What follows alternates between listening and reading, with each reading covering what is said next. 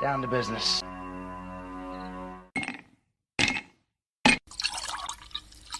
That's the nectar of the gods, baby. Hello, everyone, and welcome to the best liquid-fueled, liquid-lubricated show on the internet, especially in the streaming world. That's right, this is another Whiskey Musings broadcast. I gotta tell you, I'm excited for tonight. I'm excited for two reasons. I am geeking out big time. I have done the impossible. Well, at least I thought I did. Anyway, we'll see what happens. We'll see what happens when we get everything kind of going. So I apologize. This is the first time that we're going to be bringing in a video guest. So if something occurs, hang on. I'll get things started back up again. Hopefully it's not going to. We kind of did a few test runs earlier this week, and I'm kind of hoping that everything works its way out here. Anyway, so first of all, if you are joining us for the very first time, I encourage you to take a look at the Whiskey Musings store. Take a look there. I've got some wonderful logo gear, and the proceeds support the show. They do things like the call-in program that I use. That goes directly to that. The other thing is, please remember to click subscribe and click that notification bell so that you can see when I go live. Also, check out on the YouTube channel all of my past episodes and take a closer look at that. So tonight we are going to talk about Thanksgiving. Thanksgiving is coming up on Thursday, and I got to tell you, this is my favorite time of year. Thanksgiving kind of kicks off for me what is a absolutely wonderful season. I love the cold. I love the winter. I love Christmas and everything else that goes along with it. I also love eggnog, and eggnog comes out today. It's been out for about a week, but eggnog comes out. I would love it if I could find somebody who could get me an eggnog recipe so that I could make eggnog on my own. I haven't been able to find one that actually works out that well, but I got to tell you, it is just incredible. I am excited. I have a wonderful guest who I will be bringing in just a moment. But first, I want to put a little bit of a bug in everybody's ear. And with this little bug, I just want you to realize that, Thanksgiving, we gather around the table. And we usually have friends and family over, and we basically have the 3 F's. We have food, we have friends, and we have family. All of this is designed to make us be thankful for the things that we've had. Now, 2020 has been kind of messed up, and it still is messed up, but I've got something going on for you here. I want you to check out a new meeting app, I'm saying it's new, but they've been developing it for a while, and we're using it tonight. It's called Jitsi. JITSI.org is the website. Go and check it out. You can do free conference, video conferences, video and audio together, up to 50 people. So go and check it out. It's a web-based kind of scenario. You can do it on Chrome. You can do it on Firefox. They also have apps for your phone, so you can do them that way. It's run by a company or sponsored by a company that is the number 8x8, 8x8. And they do a pretty good job with it. I am a fan of open source. I'm a fan of open source projects. I love the Linux platform. I use Ubuntu here for the show, and I use OBS as a platform to do all of these wonderful things, the graphics, the backgrounds, all of that stuff, green screening, everything. And so I am a big, huge fan of open source. If you're having troubles getting people to come to dinner because of the pandemic, or you just don't want them there, think about doing a video conference call and try to get everybody together that way, because it is really important for us to be together during the holidays. It is this is the time of year where everybody kind of gets together, goes and hashes over the stuff that you've done throughout the year. And it's definitely important. It is really important to get together. What I also want to bring up for you is I want you to take a few minutes to think about the ones that can't be there.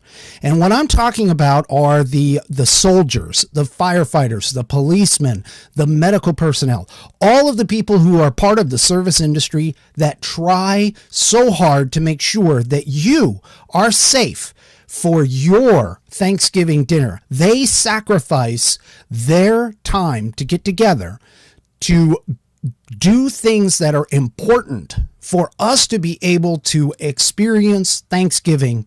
And hey, you know what? Even like the grocery store workers. I mean, when I was working grocery, I worked on Thanksgiving. When I was in the service, I didn't make it home for Thanksgiving a couple of years. And it's extremely important that we keep these people not only in our thoughts, but also in our prayers, because they are doing a fantastic and very important job. And just take a few moments to think about them, think about what they're going through. If you have the opportunity to thank one of these people during the holiday or any other time, I highly recommend that you do it. They would really love the appreciation, especially now. So with all of that out of the way, I am bringing in a man who does not need any introduction, but I'm giving him one anyway. He is an electrician by trade, but a cook by heart. He can take things that are brought out of the Star Trek replicator and turn them into ambrosia. He is also, on occasion, known to channel his inner unicorn. I bring to you the one, the only, Captain Kirk.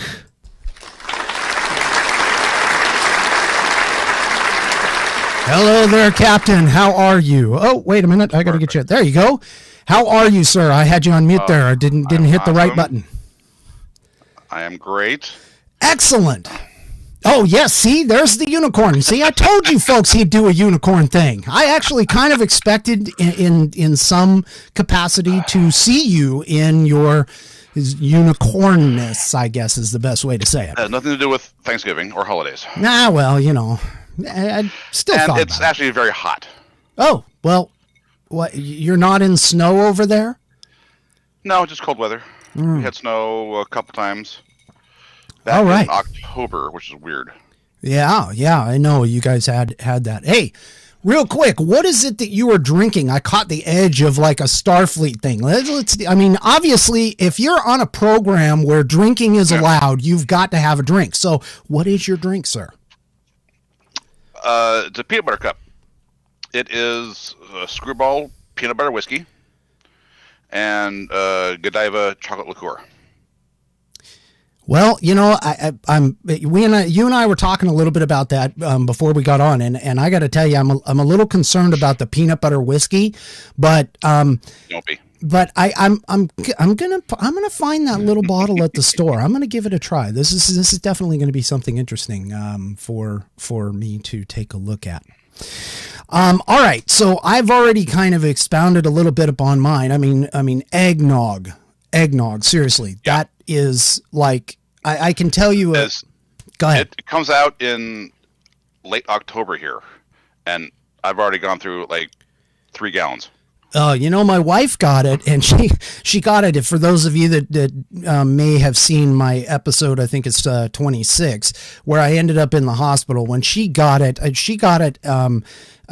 shortly before that, and right after that, I was on a restricted diet, and it was painful for me to see this eggnog, this creamy, frothy goodness that I couldn't partake in. But guess what? I can now. Yeah. So, so what is the best eggnog you've had? Well, I've tried Alpenrose in the past. I've tried a couple of different ones, and I can't think of the brand that we have right now, but I actually like it. I think it's not Alpenrose. It's one of the other dairy, like major dairy distributors. It might even be Dairy Gold. That's what I have. If I'm thinking, and I think that's it. It's passable. It's passable. Okay, so what's yours? What's your favorite? My favorite can only get in California. Berkeley Farms. Oh, really? Okay. Yeah. So that for me is the best eggnog I've ever had mass produced. Best eggnog mass produced. Okay. Are you sure that you can only get it there? I mean, I would think that maybe you might be able to. I have not seen it anywhere else. Well, but have you even tried to look and see if they have a website and maybe they're shipping it? I haven't thought of that. No, well, there you go. Hey, we're doing everything by technology today. I mean, video calls. I got some thick cut bacon. I sent to my dad for his birthday, and it was 4 slices of bacon per pound. Oh, really? Wow. Yeah, it was a good 1/4 inch to almost 3/8 of an inch thick. Ooh, okay. It's basically a bacon steak, and you have to cook it in the oven because a pan just won't do it. Oh, okay. It was really good. I follow a guy by the name of Dan Bongino. I mean, I know he's a conservative dude, but one of his sponsors on the podcast is the Omaha Steak Company, and you might want to try and check them out. They're supposed to be pretty good as well. And I've never tried them, so please don't think this is like a sponsorship for them, because I don't have sponsors yet. Eventually, maybe I will. I don't know. It depends on how well this thing kind of kicks off.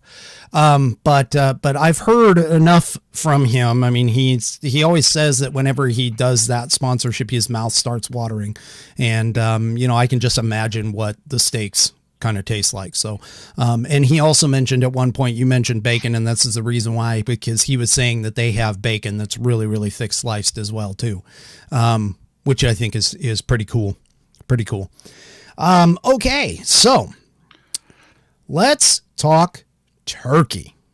Okay, now I've done a couple of turkeys in the past. I've done a few things. I have, I've tried like wild turkeys. I've done, and not the drink, although that is pretty. Yeah. Anyway, I've done turkeys in the past, and I've done things like that, but. And wild turkeys, and I've done them stuffing in, stuffing out. I've done the butterball kind, with the little pop-up thing that pops up and that kind of stuff. What is it that you do? Because you told me that you've got like the recipe to handle turkeys. You have got it. And let's go ahead and let's talk about that. Okay. I found this, it was like 15 years ago. Alton Brown. Right. It was called Romancing the Bird. Oh, okay. And he talked about brining a turkey. What a brine is. It's a salt solution that he does a lot of sciencey stuff. Right? Oh, right. Mm-hmm. That's why I like him. He explains it with science and lets you know exactly what's going on with your food. So the salt carries moisture into the bird, and as long as that's happening, you might as well take some flavors along with it. So and we have the recipe. We'll be putting it up here in a little bit. Okay. Sorry. Somebody came home.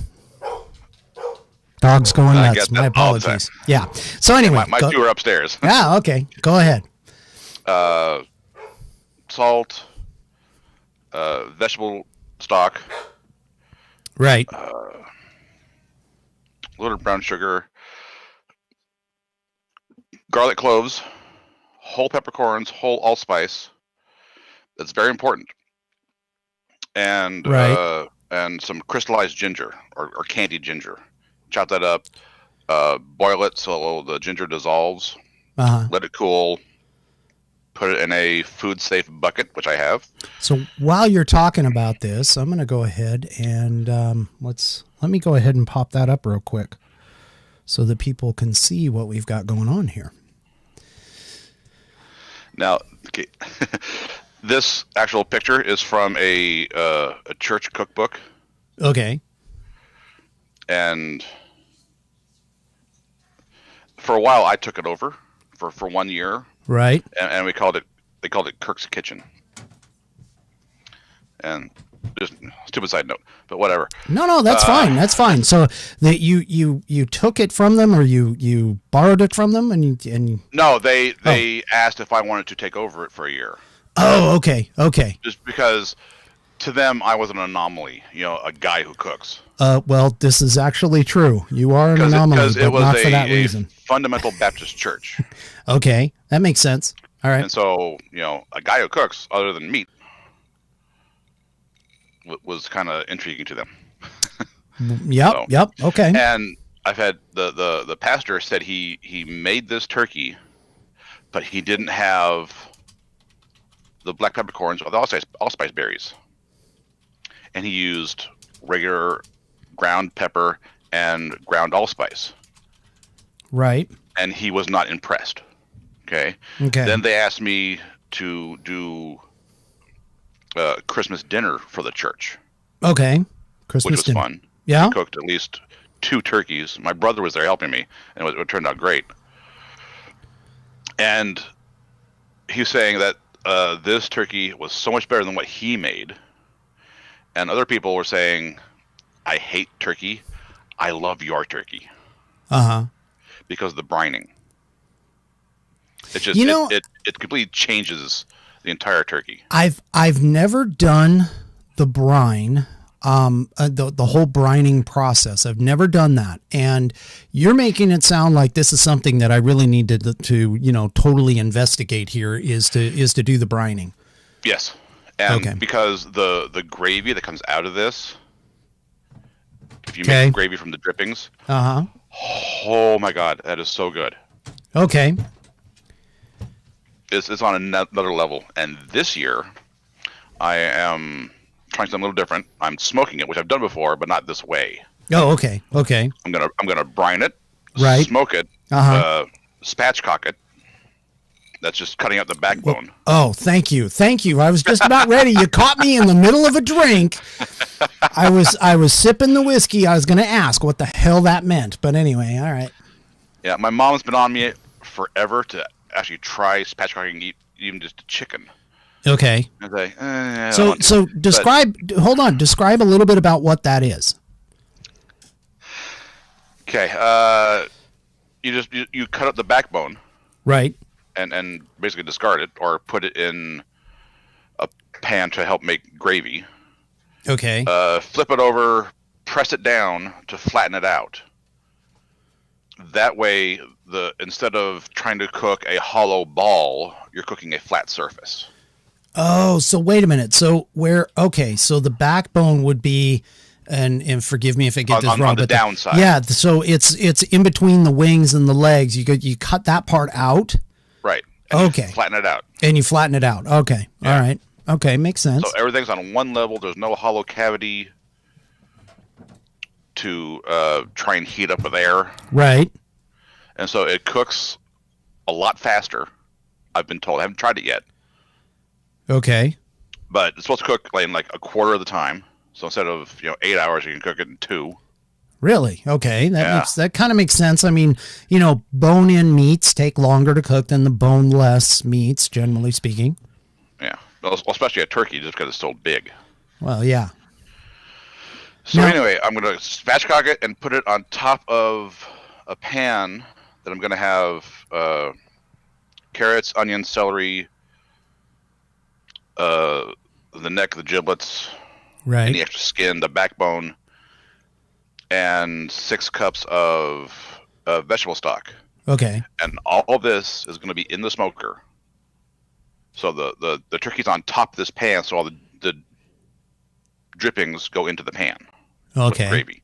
Okay. So then then I'm going to strain out the solids and make a roux and make gravy. Okay. So it's going to be fantastic. Okay. Smoked gravy. Smoked gravy. So let me ask you this: when you do the gravy, how do you thicken it up? Do you use flour? Do you use cornstarch? A mix of both? That's the roux. That's equal parts flour and butter. Okay. Or in any fat. You could use bacon grease if you wanted. As long as it's equal parts, a stick of butter and a half cup of flour. Okay. Cook that in a small frying pan, right? Non-stick, on medium-high heat, constantly stirring it so it doesn't burn. And then when it changes color and you can smell the nuttiness, then it's done. Okay. Then you just add enough of that to whatever you're thickening up to thicken it. Ah, okay. Okay. Now, I've done the cornstarch slurry. For me, I don't like the way it looks. It makes it shiny. I don't want a shiny gravy. You don't want a shiny gravy. Okay. It's just a personal preference. Okay, and makes sense. My brother would come down from Alaska and beat me if I did that. So. All right. I see. He's a chef. Oh, that's right. Okay, so the chef gene kind of runs in your family. I get it. Okay. Oh yeah, and everybody in my family cooks. There's not one person who doesn't. I don't think. Okay. All right. So in terms of this particular, I mean, that's the recipe that you're going to try this year that you believe is going to come out great. And I got all the prayers for you, man. I got my thumbs up. I got everything going. This brine you're seeing is I've used this for 15 years. Okay. So this is the brine that you've used. Okay. Yeah. But the new part is spatchcocking it, putting it on the smoker over a pan to catch the drippings to make smoked gravy. Okay, so let me ask you this, because as I'm looking at this thing, so first of all, I do want to bring up the and I'm gonna highlight the spot here, right here, 14 to 16 pound frozen turkey. Now, I don't know about you, but I don't know if I've ever gotten a turkey that small. So you gotta dig for it. Yeah, they're there. Yeah. Okay. So I always go for a 20 pound. Okay, so what kind of changes would you make, if any, if you have something larger than the 14 to 16 pound young turkey? I wouldn't change anything. All you gotta do is add enough water to cover the turkey. Oh, okay. So you add enough water to cover the turkey. Okay, how long can I leave this recipe up? Well, I mean, I can switch it back. All right. That's good. Yeah, I think it has. All right. Okay. So, you cook you put the brine in, you get the water just above it, and then you cook it. It looks and leave it in a bucket outside, or if you have like a spare fridge, right? Because you put ice in the bucket, and it's typically cold enough outside. It's not going to hurt anything. Right. Unless you're in California. Yeah. I could just imagine you doing this in California, but anyway. So now this should be epic, and we've started doing a brisket alongside it. Oh, okay. So well, that's interesting. I'm not quite sure. I mean, I correct myself, but for my family and for what we've normally done is Thanksgiving is typically the turkey. Christmas dinner with the family is where you get the prime rib and the briskets. Oh yeah, is typically where that kind of falls into play. As far as like my newer traditions. Okay, so one thing that I've constantly that I've constantly been questioning and understanding, and I'm glad that recipe that we showed actually pops that up. 350. So you start with the roasting first. You get the crispiness of the skin on the outside, and then you do the long-term cooking. So cooking. What am I saying? The long-term.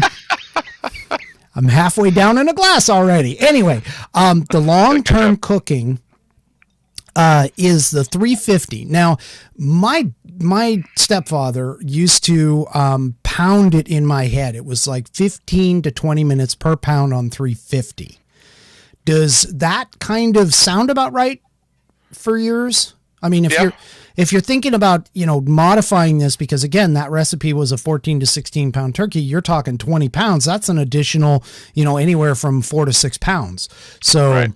But if you spatchcock it, then, because the recipe shows you put aromatics in the cavity, apples, onions, thyme, parsley, or whatever it is. Yep. I have, after the first couple of times doing it, I just forego that stuff. I don't really see any difference. Okay.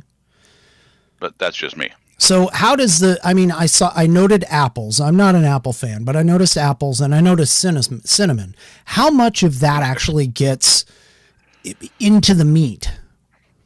I didn't notice a whole lot of that. Okay.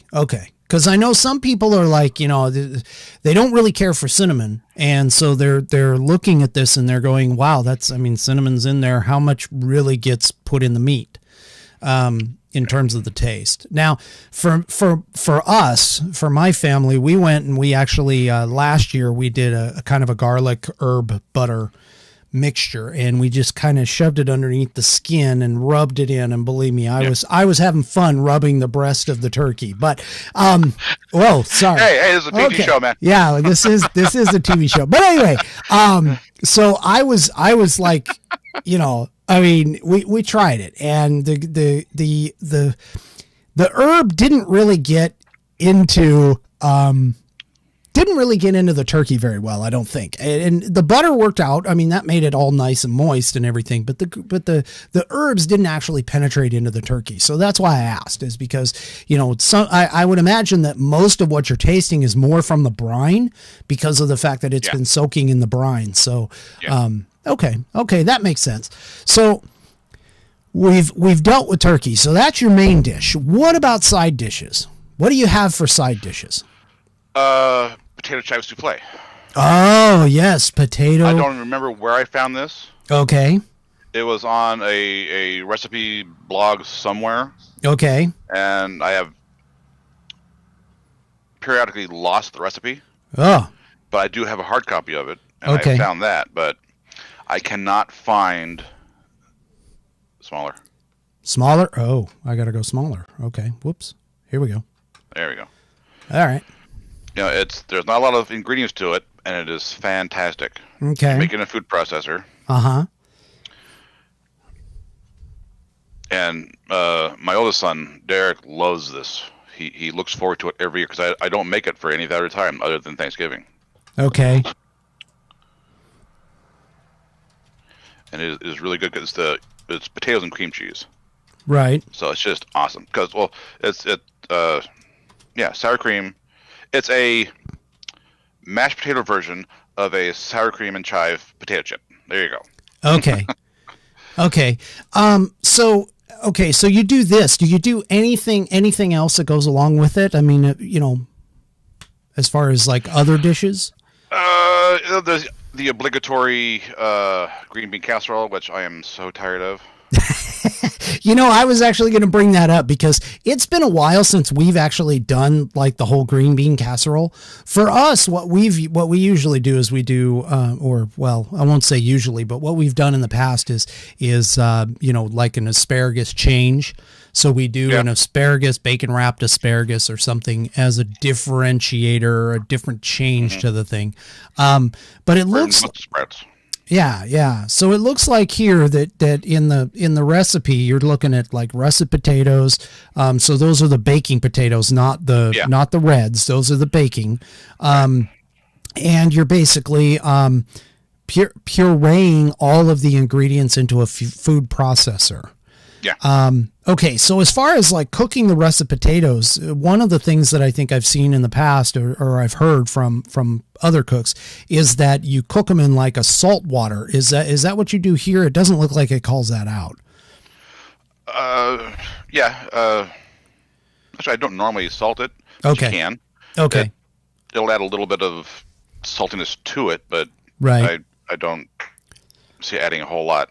Okay. Because, all right. And then you puree it smooth and you reserve some chives. I'm not really a chive guy, but I could see somebody would really, now don't get me wrong. I do eat sour cream and onion potato chips. Okay. But, as far as like baked potatoes and things like that, I'm not really much of a chive or an onion type of person.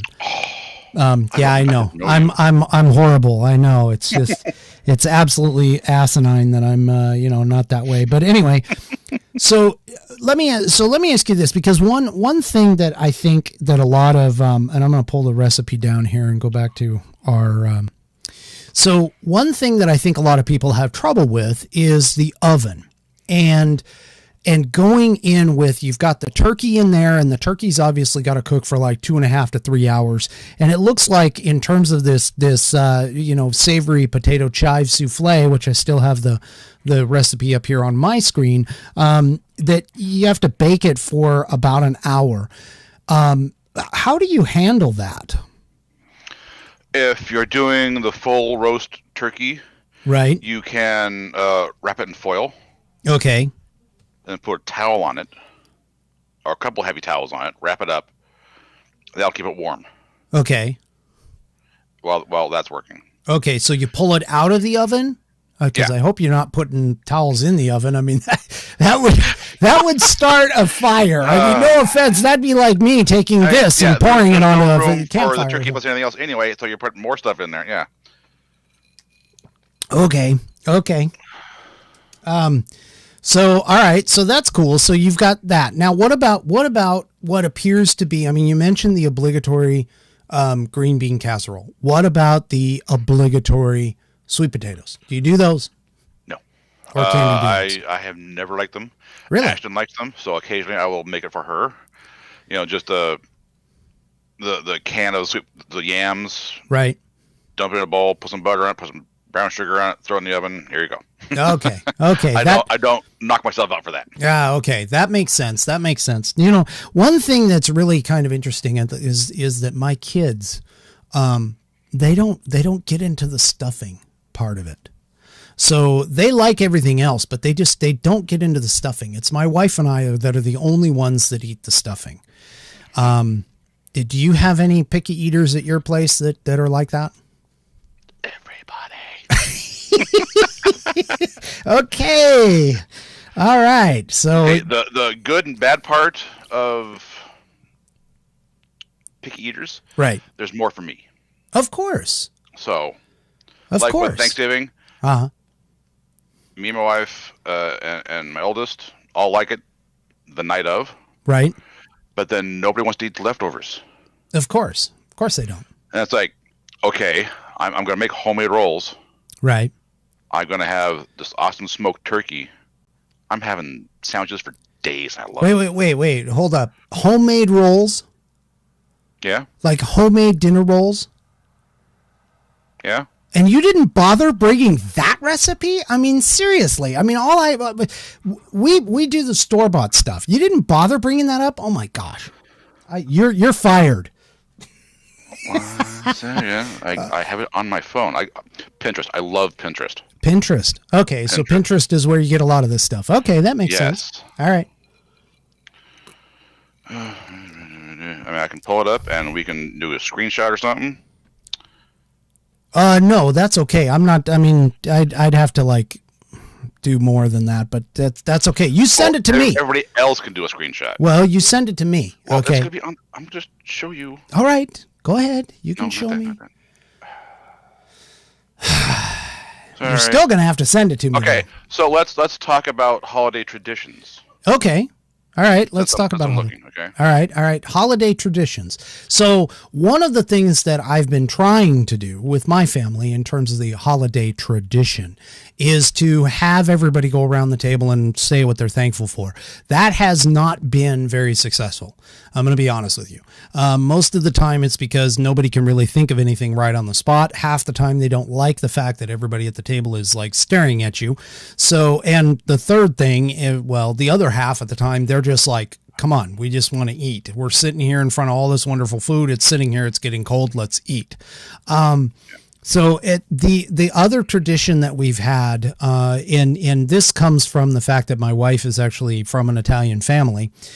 So whenever we have a large gathering of people, usually after the meal, the men all get up and go into the other room and they sit down and watch the obligatory, Cowboys football game or whatever it is that's on. And then the women go off into the kitchen and they start doing and washing the dishes and they do their thing.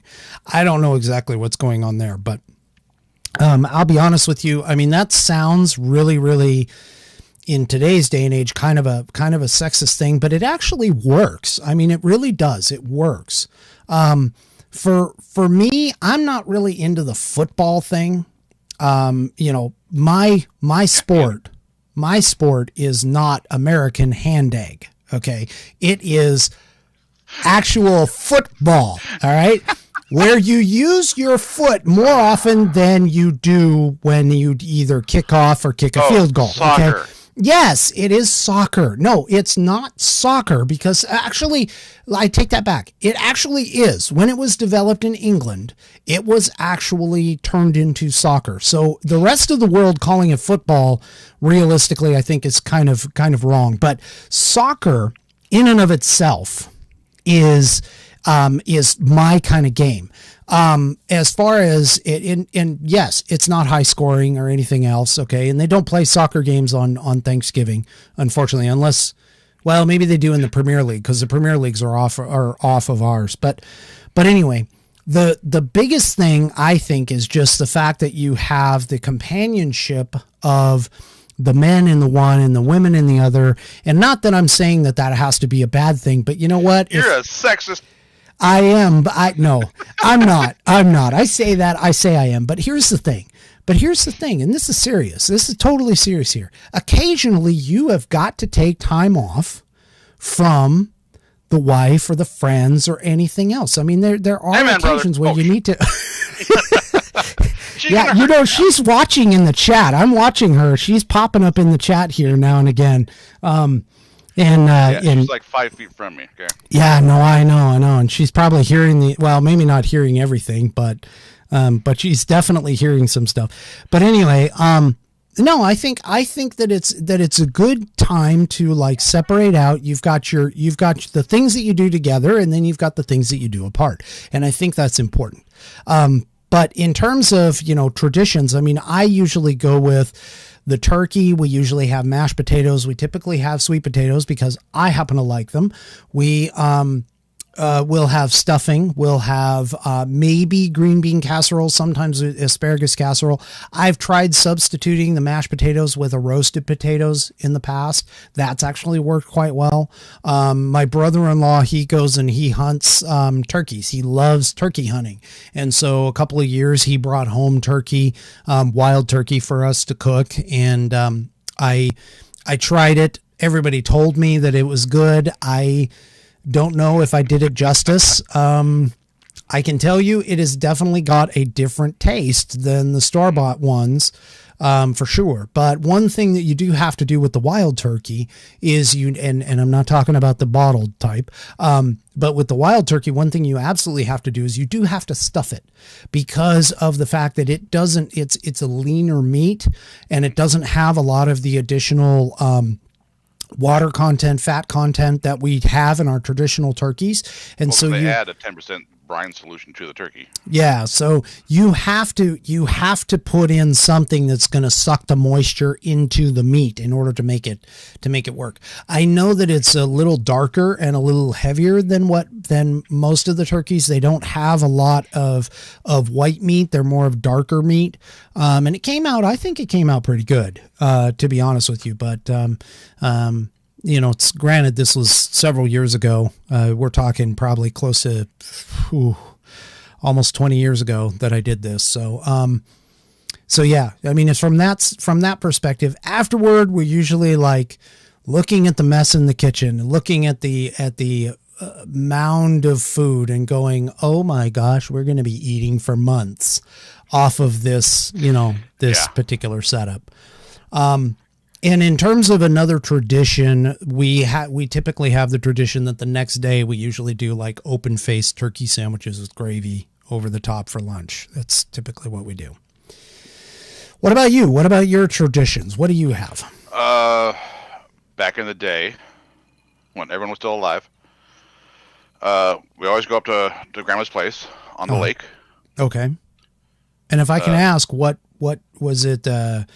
Was it like a cabin or was it a house? No, it was a house on a lake. Okay. In Washington, Silver Lake. Had a great view of Mount St. Helens. Oh, okay. Okay.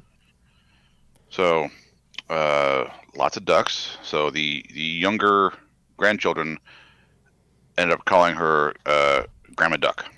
Grandma Duck, okay. Because she had a lake and a lot of ducks. All right. And geese will destroy your lawn. Oh, man. Oh, geese will destroy a lot of stuff. Believe me. Yeah, but anyway, I digress. We have, all the adults at the big table. And I think I was at the kids' table until I was like 16. Well, I don't think anybody really grows out of the kids' table when you live. Someone's got to die. Yeah, pretty much. I mean, that's kind of the situation. I mean, I know my wife was actually relegated to the kids' table up until the point that even just before or just after. My memory is a little fuzzy on this, but somewhere it was like just before or just after we got married, and she was pissed. I got to sit at the big person's table. She got to sit at the kids' table. Oh, no. They split us up, exactly. Well, we were sitting next to each other, but she was at the kids' table. I was at the adults' table. Still. It was funny. It was just funny how she went off. But anyway. So we go up to Grandma's. 3 brothers. My dad, Uncle Dean, Uncle Paul. Okay. So, and each of them had 2 kids. All right. So there's 6 grandkids. Ironically, or weirdly enough, they are all 3 years apart. Okay. Except for the last one, Gretchen. She was only 2 years apart. She screwed up the whole thing. Leave it to her to do it, right? So we get there. We have dinner around 1. Okay.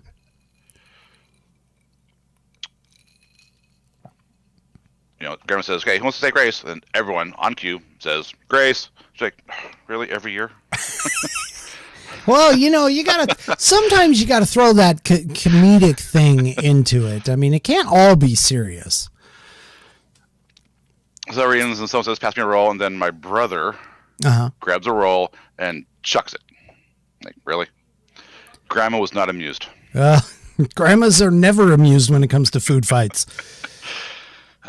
So we have the full dinner. We have the pie afterwards. So it's around 2:30, 3 o'clock. And then it's, the dishes get washed. Right. And the men help out with the dishes. Oh, We're not okay. sexist. Okay. Because the women did all the cooking, the men do all the cleaning. Now that I can understand, but unfortunately, what you missed is that while the women cook, at least in the Italian traditional sense, the men participate in the cooking as well. So, I mean, there's kind of a camaraderie there when it comes to the cooking thing. And honestly, if in the past, seriously, and even now, if I tried to help out with the dishes after cooking turkey day, I'd get shooed out by one of the older women with the towel going, go, get out, go, get out, because that was their time to, relax and get up on all the gossip and everything else. You can't necessarily go with the whole thing. I mean, I tried to intrude at one point and it didn't work out too well for me. I was actually told I was literally banished from the kitchen. At Thanksgiving, she was Auntie Angelina, rest her soul. God rest her soul. She literally looked at me and goes, "Get out." And I'm just like, okay, fine. She's like, "Don't you want to be with the men?" I'm like, "Well, they're watching football, which I'm really not interested in, but all right, fine." Anyway. So after the first meal, then Grandpa goes in the living room, sits in his favorite chair, and falls asleep. Rattles the house. Of course. So then around 5-ish, Grandma's setting up the table again. No one is anywhere near hungry, right? Okay. And so we're just having second dinner. And everybody eats pretty sparingly. And then has a sliver of pie after that. So, because you have to. You can't not eat. You have to eat. That brings back memories. I mean, again, dealing with the Italians, if I said no going into like Auntie Angelina's house to, for any kind of dinner or any kind of gathering, if I said no to 2 things. One, if I said no to any kind of drink, Uncle Phil would have just like taken me out. And 2, if I said no to any kind of food, Auntie Angelina would be like, you're getting too thin. You need to eat, you know. But anyway. Have you seen me? Yeah, exactly. I mean, that's kind of what I would say. It's like, have you seen me? I'm certainly not missing a few meals. But anyway. All right. So we've gotten the main dish. We've gotten the secondary dishes that come along with it. What do you have for your traditional dessert? It's there are many. Okay. Right. When we moved up to Spokane, okay, everything was different because my mom moved here to be with her side of the family, and so we decided, why not? It's a whole other story. Maybe someday we might do a topic on that, but for now, let's just... Anyway, so there was... my mom would take all the grandkids. Right. And they would make pies all day long. Early on, it was pear pie, which we have a recipe for. Pear pie. Okay. Pear pie. Good segue. So here, let's pop this up while you're talking about it. This recipe makes 2 pies. My mom figured out how to make only 1. Okay. But I do not have that doctored recipe. Now, I'm going to be honest with you. This is a little interesting, and only because of the fact that, I mean, I actually like pears. It's, you know, shoot me, please. I hate apples. I don't like apple pie.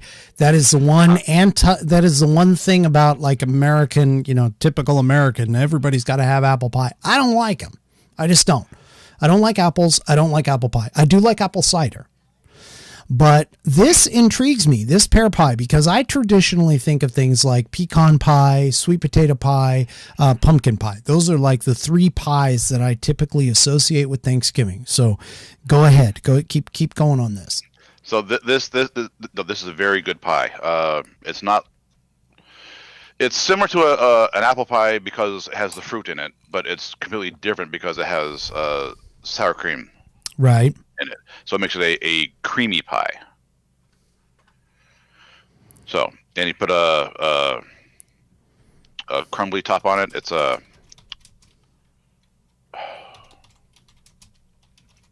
flour and butter and right. Yeah, flour, sugar, butter, right there. Jeez, read your own recipe. Mix that up, and it's a nice crumbly topping. I got nothing. Anyway, right. Yeah, this is a favorite among the family. Okay. A favorite among the family. So that means that pretty much everybody in the family likes it, or are there a couple outliers? No, not that I'm aware of. Okay. All right. So do you just do the pear pie by itself, or do you do other pies with it? Do you have multiples? Well, then we'll do the obligatory pumpkin and pecan. Okay. I love the pecan. My wife loves the pumpkin. Okay. So we're covered. But we have done some awesome pies. Uh-huh. I have a cheesecake. Okay. A pecan pie cheesecake. Really? That is fantastic. You go into diabetic shock just looking at it. Really? Because yeah. I'm sorry. I'm a bit of a cheesecake snob, okay? If it's not New York style, yeah. I don't like it. What's funny? My brother, the chef, we grew up on Jell-O no-bake cheesecake. Okay, that makes sense. And he loves that. Mm. Once I figured out how to make New York cheesecake, right, I won't even look at a box of no bake. Yeah, it is awesome. I mean, I'm sorry. I've been quite a few different places. I've been, and even like going to like say the Cheesecake Factory, which you would think would have really good cheesecake. I've been there and I've been like, okay, you know, I'm sorry, I'll just take New York style with the graham cracker crust. That's it. That's all I want. Yeah. And they look at me and they're like, you don't want any cherries over it or strawberries or some kind of, fruity. I'm like, no, just Purist. give me just pure, straight New York style. I've gone to New York on several occasions, and that is the one thing that I will have to say that is a regular for me, is to go into New York and to get a New York style cheesecake. But this pecan cheesecake, I mean, this is kind of sounding interesting because it's taking pecan pie, which is one of my favorite pies, and melding it with one of my favorite other desserts, and it's kind of mashing it all together, and I kind of like that. And you're supposed to toast the pecans. Right. I was distracted while I was doing this. My very first one, and I kind of burnt the pecans a little bit. Ashton, you were doing something very naughty to him. You were doing something very naughty. I know. I'm telling you, I know you were doing something naughty and you distracted him. That is not a good thing. Okay. Look, I'm gonna tell you, Ashton, standing naked in an apron is not a good thing. Okay. Oh Lord. Come on. Okay, so especially with hot grease, my wife says as she comes into the studio here. But anyway, all right, Ashton, I know you. I'm watching you. I'm watching you very carefully. But anyway. So wait, the burning, or the slightly burning, not too bad, of the pecans gave it a cocoa-esque flavor. Oh, when it was all done. Really? So it was a happy accident. Yeah. Really? I was surprised too. Wow. I want to go back to the store and buy more pecans. Wow, because boy, I don't know about that. Okay. All right. Well, it's one of those happy accidents. You know what? Send that on, because I'm going to tell you, I have a daughter, and if anybody follows me on Facebook, I'm going to tell you, you're going to see all kinds of dessert stuff that I've been sending her way, because she is our little baker. And she's actually a really good cook. She's developing her skills, and she is getting there, but I'm sending her all kinds of stuff. Send me that recipe, because I would love to pass that on to her and see if maybe she can put that into her repertoire. Maybe that might be a good Christmas gift. Anyway. Hint, hint. Yeah. No, definitely a hint. Anyway. So that would be kind of cool. I don't know. I mean, pecan cheesecake. Yeah. All right. I'll give it a try. No, I definitely will. The bottom layer and the top layer is the pecan pie part. Right. And so it's a caramel glaze on top. Yep. Yeah. You'll go into sugar shock eating this thing. Cheesecake by itself, very sweet. Pecan pie, super sweet. Right. Put them together. I'll tell you. It is to die for. You know, one of the strangest combinations that somebody did for me, and I don't remember who did it, but there was a strange combination. It was sweet potato pie and pecan pie. And those two got wrapped together. And I got to be honest with you. I mean, sweet potato pie, for those that haven't had it, sweet potato pie has very similar consistency to pumpkin. And it's, I experienced it while I was in the service, down in the South, and sweet potato pie is like this really big thing down there. And, it has the cinnamon hint like the pumpkin pie. It's very, very similar to a pumpkin pie. But to have the two of them meld together, the candied pecans and the consistency of, the pumpkin, the sweet potato kind of taste, that was a very interesting flavor. And I haven't been able to find a recipe for it, but then again, I really haven't been looking, because it was sort of one of those things that you experience once and you sort of go, that was pretty good, but the regulars are normally pretty good too. So yeah, I mean, my mom made me a sweet potato pie just because I complained about it enough. She finally just said, look, fine, I'm going to make you a sweet potato pie. So she made me a sweet potato pie one time. Shut up about it. And nobody else really liked it. I personally did. I loved it. I mean, again, I'm a sweet potato guy, so I kind of like it. I kind of like those types of things. So it was really good. I do appreciate the effort that she put into it, and she made it for me. I'm kind of hoping that maybe I can find somebody who's got a touch when it comes to baking who might be able to do it. I think this time around, I think the wife and daughter are planning for Thanksgiving, planning on baking a pecan pie and a pumpkin pie. I don't know if they do it this weekend like they planned. I'm not sure if it'll actually make it to Thanksgiving. But anyway, so yeah, so pear pie, and then of course you have the pumpkin pie. Now I got to ask you, because some people do, some people don't, but I got to ask you, do you put whipped cream on your pumpkin pie? Yes. Okay. For me, it's a must. It's tradition. You have to. But I do eat it without. Okay, but how much do you put on it? Do you do the dollop of if you think it, not Daisy, because Daisy's sour cream, sour cream. But do you do the little dollop of the Cool Whip on the top, or do you use you smother it in the whipped cream can? It depends on how full I am. The first piece, I'll put a big dollop. Okay. Not completely overpowering it, but right. A good sized dollop. The second piece is that little. Just a little, Yeah. Okay. All right. Now for me, I'll be honest with you. I'll be completely honest with you. I could take a standard size, 8-inch pie or whatever it is, and I could eat like a quarter of it as one piece. Okay. I could just, sorry. Not a problem. I understand. Not a problem at all. None whatsoever. All right. So let me ask you this. What is the differences? So after you've done all of this with the turkey and everything else, what time do you get up in the morning to do all of this?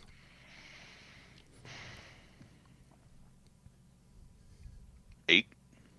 Really? What time do you guys normally eat? Whenever it's ready. I have no time frame now. Really? It used to be, when we first moved here, it was, actual dinner time, 5-ish. Right. 4 or 5. But past few years, we've been basically on our own.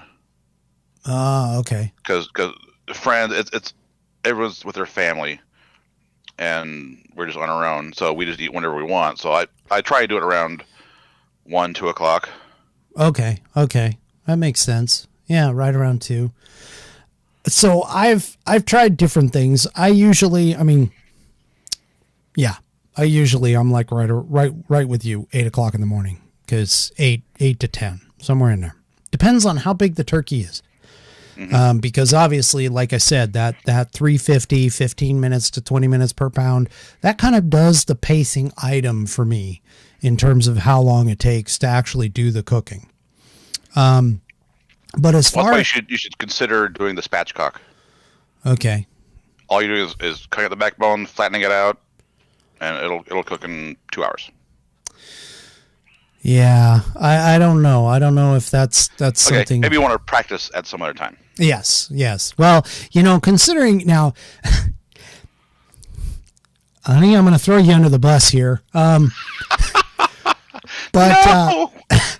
Yeah. So my wife has got she loves turkey. Okay. Now, not like eating it every day kind of thing, but she likes to eat turkey throughout the entire year. So whenever we get to these special days where they go and, you go in and you spend like $150 at the grocery store or whatever it is, she'll get the free turkey. Now, we have turkeys in our freezer that have been there, year over year kind of thing. Not like to the point where we've never used them. But the point is we usually end up with like 4 or 5 turkeys in the damn freezer, and we use them and we eat them throughout the year. And I'm kind of throwing her under the bus here, but I got to be honest. I like turkey too. I do. It's a nice break. Oftentimes we're kind of relegated to, some of the standards like the chicken and the beef and the pork and fish and that kind of thing. And so, for me, it's a nice break when it comes to doing stuff. But the funny thing is that she doesn't get She doesn't buy the little turkeys. Like you said, she doesn't dig for the little ones. She gets the big 20 some odd pounders. She likes the turkey sandwiches. She loves the leftovers. That's the thing. She loves the leftovers. All right. So we have leftovers running around. So outside of open-faced turkey sandwiches, what other things have you found to be able to do with turkey? Have you done anything different? No, because the only thing I can ever find is turkey tetrazzini. That's the only thing I can ever find. Really? Okay. Yeah. And frankly, I'm happy with just the sandwiches. Putting on a roll and some mayonnaise, pop it in the microwave for 11 seconds. Not 10, not 12, 11 seconds. Oh, it has to be 11. Scientifically proven. Wow. Okay. Scientifically proven 11 seconds. All right. Don't know where you got that, but all right. Whatever works. Years of trial. Really? 11 seconds. Okay. It depends on your microwave. Okay, I'll go with that. But yeah, I've never actually tried to do anything with leftover turkey other than sandwiches. Okay. Because nobody else wants to eat it. All right. So then here's the last. I'm thinking this is probably going to be the last question until I think of something else. But the last question here, and it looks like you're almost out of a drink, so I think you need to get replenished here. But here's the last question I'm going to ask you: cranberry sauce, yes, or cranberry sauce, no? I'm either way, really. Oh, you swing both ways. Okay, that's good. Good to know. That's good to know. I like that. Okay. Okay. All right. Hey, remember, I have two outfits. Okay. Yeah, one of them has a green horn that goes in with your green background, and so you can't. It is annoying when I see you on the broadcast. Okay, just so everybody's aware, I'm just going to toss this out here for those of you that are not aware. Kirk's wife, Addie, she has her own little Addie Talks Trials and stuff. It's a YouTube channel here. I'm going to go ahead and do a little kicker for my small little fiefdom. She has like 64,000 followers, 65,000 followers. I would dream and kill for that kind of thing. But the key here is though that sometimes Mr. Kirk, Captain Kirk, shows up as the unicorn, and unfortunately, Unicorn. Yes, Captain Unicorn. Okay, he comes in as Captain Unicorn, and unfortunately, the costume that he wears has a green horn. Now, for those of you that don't understand a lot of the mechanics that go behind stuff, like putting these things behind you, like we have the glasses of whiskey behind us, it is a green screen. Yeah, you can kind of see what happens with the Coke or with the Sprite can there. So it's called Chroma Key is the terminology in the TV world. But basically what they do is you can programmatically take out the green, and what ends up happening, of course, is you can substitute the green for something else. And it's an effect that I use all the time, and it's one that we're using here tonight. But the thing is that his particular costume that he wears has a green horn, and so automatically the computer can't differentiate between the green of the background and the green of the horn, so it takes it out. So he doesn't look like a unicorn. He looks actually like more of a sick horse. But anyway, Thank you. But anyway, I mean, it's if you get a chance, if you like Law and Order, if you've watched Law and Order SVU, if you've watched any crime procedural dramas or whatever, definitely check out Addie Talks Trials and stuff. Definitely go over there, check out. She does a live stream every so often on Fridays. It's Fun Friday. Yeah, we haven't in a while. Yeah, she'll also do live streams when it comes to certain trials. Granted, with the pandemic, we've been having, trials and things like that haven't been happening. But anyway, so there you go. Gratuitous plug. She does it for me all the time. I'm doing it for her now. So so there we go. So this and that's most often, if you ever want to see a unicorn, you got to come on Fridays. You got to come to the Fun Fridays, because that's typically when the Captain Unicorn shows up. But anyway. So, okay, just out of curiosity, I want everyone watching, the other three people, to type something in the text. I want to see who's here. You know, if anyone from Ashton's group is here. Yeah, but definitely. Let's pop that in. Just jump, for those of you that don't know, just jump in the chat on YouTube. There should be a chat box. If you're watching this, you know, with it like full screen, you're not going to see it, but you need to shrink it back down. But jump into the chat and just let us know that you're there. And we'll kind of let that happen. For those of you that haven't noticed, it may be kind of hidden up here, but I do have the phone number up. The phone number 360-309-0997. I'm kind of hoping that somebody will call in, just because of the fact that I want to see if I've actually got this whole thing set up properly. But give me a call. Give us a call if you want to talk about some of this. Uh-oh. Nice. That'd be stupid. Nice. That would be funny. That would actually. I'm usually the guy who calls, so. Well, this is true. You do have. Although I've had a few others. I have had a few others, yeah. But the number again is 360-309-0997, and the number is up here on the screen. You can see it. I can't go too far over because then my hand disappears because I'm going into Captain Kirk's screen. Oh, wait, wrong side. Yeah, there you go. High five. There you go. Okay. Your hand's bigger than mine. There we go. Okay. Crap, yeah. whatever. Yeah, whatever.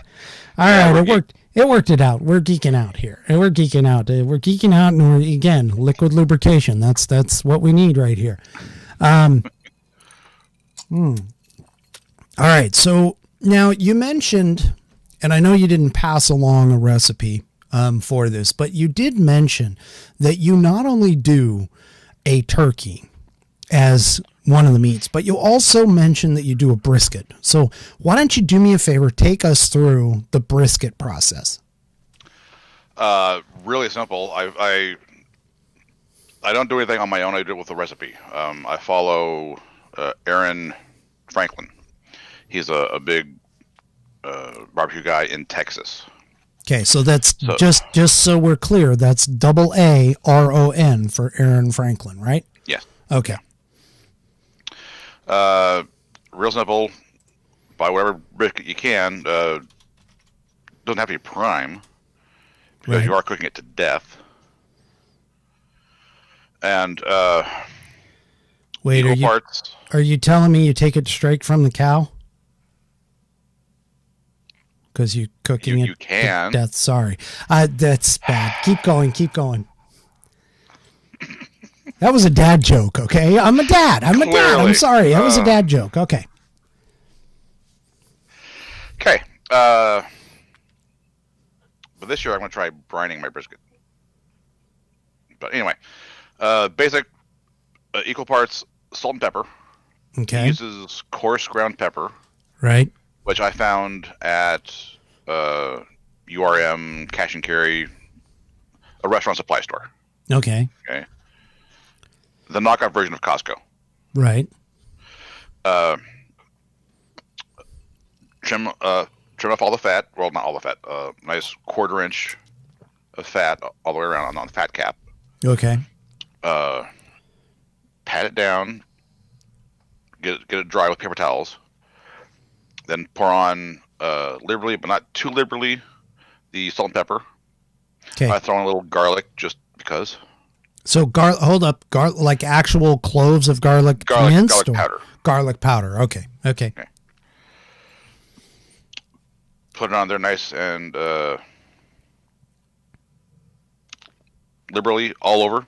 Get it in any flaps that are there. All right. Put it on a smoker. Now the cooking times, you do what you want, between 225 and 275. Okay, 225 to 275. And you do it by time. Okay, now I gotta ask, because this is really going to be different. But I gotta ask, is this a natural wood smoker? Is this an electric smoker that you're doing with the wood chips? A pellet smoker. Okay, a pellet smoker. And what type of wood chips do you use? I've gone with just the basic competition blend. Okay. Which is just all the chips all together. So we're talking like applewood, mesquite wood, hickory. Yeah, basically whatever falls on the floor from the processing plant, they put it into a bag and call it competition blend. Oh, really? Never heard of that. That's interesting. Okay. I get mine from Walmart. Now, do you soak yours? Do you soak the chips ahead of time? No, this is a pellet, so it's. Okay. So you don't auger fed into a burner, the Traeger. Okay, so you're not doing not sponsored. So yeah, it's not sponsored. So you're not doing like the traditional charcoal with the wood chips in the pan. I am far too lazy for that. Well, we'll leave that alone. But anyway, no wonder Ashton's standing there in her. Anyway, okay, moving on. Okay. All right. So you go ahead and you put this on and you cook this. Now, how you said you cook it until you think between. I have a thermometer in it. Oh, okay. Basically, what I do is I put it in when I go to bed. Right. And by the time I get up, it's basically done. Really? Okay. Yeah. So you're looking at something like what, maybe 6-8 hours? No. Sometimes it'll go 12. Really? I usually get a good size. Okay. I like leftovers. Yeah, that makes sense. 15 to 20 pounds, somewhere in there. Oh, okay. 15 to 20 pounds. All right, that makes sense. All right. So that'll cook for about 12 hours. Really? So okay. Yeah. Okay. So I put it in at midnight. It's done by noon. Ah, all right. And then of course you have the turkey along with it because your turkey you started at 8. Yeah, because then the turkey will go in when I get up. Right. So that'll take no time at all. Okay. And hopefully there's enough room because I have the full size grill. Okay. It should accommodate the brisket and the turkey. Okay. If I angle the brisket. All right. Now there was a barbecue place that come onto the island, and they come on to my island. Sorry, not yours. But they would come out here and they had stuff. And I asked them one time. I was like, "How long do you guys usually cook like the brisket and the barbecued ribs and so on and so forth?" They said it could take up to 36 hours at some of the meats that they would do. I don't understand. Well, that's like, I mean, we're talking extremely large cuts. I don't know where they found this cow. I really don't, but this thing is I've seen the half a cow thing. Yeah. Yeah, this thing is mammoth, and they would throw it in there and they'd cook it and stuff like that. And I asked them one time, I was like, okay, what kind of charcoal do you like? They were like, we're not really into the charcoal thing only because of the fact that you've got to keep the temperature just right, which sounds like your particular wood fired kind of scenario. It keeps the temperature. Does it do that automatically? It pushes the pellets in and does it automatically. So it's an automatic feed. Makes sense. Yes. Okay. Makes sense. I think I'm getting one really good. I talked to a guy at work or he works at UPS into getting one. Right. Man, he just loves it.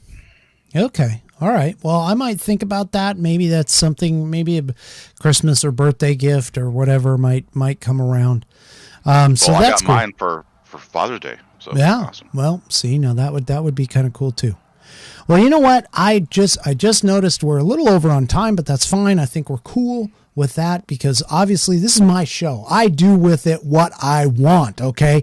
This is my show. That's right. This is my house.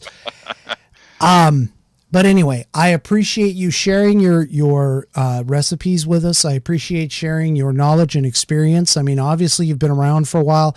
I have one other question for you.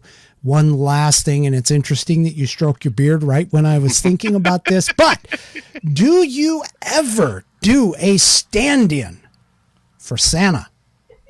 Have you ever done that before? No. But there was a while when I had the full beard. Right. And, oh my God, I looked like Randy Quaid. Okay. Look up Randy Quaid beard. That looked like me. Really? It's not pretty. Oh, it's not pretty. Okay. It's not pretty. It's more straight and wiry. Uh-huh. And I mean, it would be my dream to be Santa because, look at belly. Okay. Okay. All right. Because in first grade, I was Santa. Really? Yeah. and then play. But no, I was at Taco Bell, and I overheard a little girl ask her mom, "Is that Santa?" I said, "Yes." Yeah. You know, I have another friend who also who is growing out his beard, but he's actually got the full beard. He doesn't do just the goatee, and he's a pretty big guy too. And I've kind of joked back and forth with him about being Santa for Christmas and stuff like that. And I've had it offered, but I can't grow the sides. It's really scary. I can't grow the sides. I can only grow this part. So whatever kind of works. Apologize for hitting the mic there. But anyway, all right. Well, I definitely appreciate everything that you've done here and the entire conversation. This has been absolutely awesome. I will give you the last word before I take off and do my thing. But do you have anything else that you want to say? Live long and prosper. Oh, come on, dude. You had to throw that up there. Give me a break. Hey. And my catchphrase for my cooking thing at church. Right. Don't forget to play with your food. Don't forget to. Hey, I was earlier and it almost got me in trouble. Thank you very much. I was playing with anyway. All right. We're not going to go that. Okay. Well, thank you very much. I appreciate it. I appreciate that. So hang out. We'll talk in just a second. So hold on. Hang out while I finish out the show. Let me see. I got to figure out where I'm at. I want to go here. Okay. So everybody, thank you very much. I do appreciate you joining. I appreciate everything that is going on. I appreciate Captain Unicorn for showing up and giving us a wonderful view into the food world for him. Hopefully you got a few recipes, and if you have a question on the recipes, go ahead and email me at rick@whiskeymusings.online or .net, either one. It's RICK at Whiskey Musings, all one word, all lowercase, .online or .net. I can send you the recipes that he has provided for us. And also, don't forget, if you like this show, if you like the other shows, check out all of the other shows that I've got on YouTube.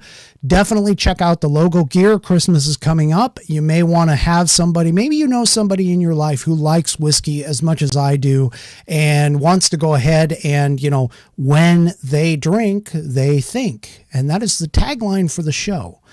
So I do have one last thing to say. Give me just a second here because I got to get it up. I got to get it up here, and this is not mine. I'm going to tell you right now, this is not mine, but it definitely goes along with everything. So excuse me. Let me put on my glasses here because I'm an old fart. A foolish man complains of his torn pocket, while a wise man uses it to scratch his balls. Thank you very much. That is the final whiskey. Sorry, I'm cracking myself up. I'm seeing Kirk sitting here cracking up with anyway, thank you very much. That is the final Whiskey Musings thought. We'll see you next time on the Whiskey Musings broadcast. Good night.